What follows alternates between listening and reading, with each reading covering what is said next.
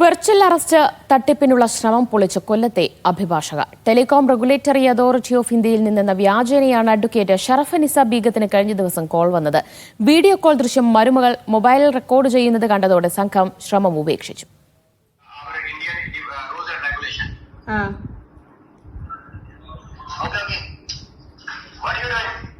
മഹാരാഷ്ട്ര പോലീസിൽ നിന്നെന്ന വ്യാജേന വന്ന വീഡിയോ കോൾ സധൈര്യം അതിനെ നേരിട്ടതോടെ തട്ടിപ്പ് സംഘം ശ്രമം ഉപേക്ഷിച്ചു.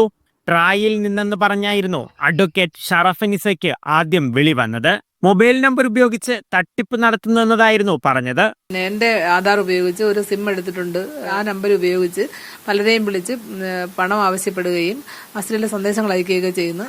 അതിനോട് എനിക്കെതിരെ 17 കംപ്ലൈന്റ് മുംബൈ ചിരക് നഗർ പോലീസ് സ്റ്റേഷനിലുണ്ട് എന്നാണ് പറഞ്ഞത്. മുംബൈയിലെ പോലീസ് സ്റ്റേഷനിൽ എത്തണമെന്ന് ആവശ്യപ്പെട്ടെങ്കിലും സമ്മതിച്ചില്ല. അതോടെ ഫോൺ വിളിച്ചയാൾ മലയാളത്തിൽ മറുപടി പറഞ്ഞതായും അഭിഭാഷക പറയുന്നു. എനിക്ക് ദേഷ്യം വന്ന് പിന്നെയും വരണമെന്ന് പറഞ്ഞപ്പോൾ ഞാൻ പറഞ്ഞു, പിന്നെ ഞാൻ ഈ കൊല്ലത്തുനിന്ന് മുംബൈ വരാൻ പോവാം. അന്നേരം അയാൾ പറഞ്ഞത്, കൊല്ലത്താണോ വീട് എന്ന് ചോദിച്ചു.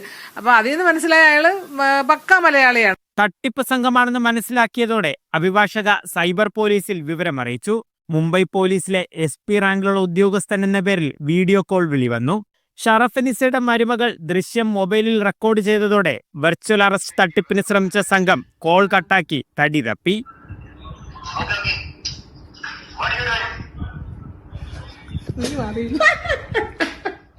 Who is that recording, what are you doing there എന്നൊക്കെ ചോദിച്ചാൽ അയാളും കിടന്ന് ഷൗട്ട് ചെയ്ത്.